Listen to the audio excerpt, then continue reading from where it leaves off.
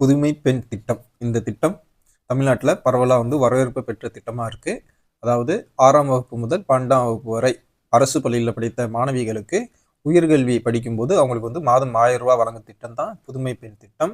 வருடத்திற்கு 2.5 லட்சம் மாணவிகள் இதன் மூலமாக பயன்பெற்று வராங்க. பொருளாதாரத்தில் பின்தங்கி இருக்கக்கூடிய மாணவிகளுக்கு இந்த திட்டம் மிகப்பெரிய ஒரு வரப்பிரசாதமாக இருக்குது. உயர்கல்வி படிக்கக்கூடிய அளவில் அவங்களுக்கு ஒரு நல்ல வாய்ப்பையும் இந்த திட்டம் கொடுத்துருக்கு. தற்போது இந்த திட்டத்தை தமிழ்நாடு அரசு விரிவுபடுத்தியிருக்காங்க. இதுவரையும் அரசு பள்ளியில் படித்த மாணவிகளுக்கு மட்டுமே மாதம் 1000 ரூபாய் வழங்கிட்டு வந்தாங்க. தற்போது அரசு உதவி பெறும் பள்ளிகளில் படிக்கக்கூடிய மாணவிகளும் உயர்கல்வியில் சேரும்போது அவர்களுக்கும் மாதம் 1000 ரூபாய் வழங்கக்கூடிய வகையில் புதுமை பெண் திட்டத்தை விரிவாக்கம் பண்ணியிருக்காங்க. இதன் மூலமாக வருடத்திற்கு 75,028 பெண்கள், அதாவது மாணவிகள் பயன் பெறுவாங்க அப்படின்னு சொல்லிட்டு தமிழ்நாடு அரசு சொல்லியிருக்காங்க.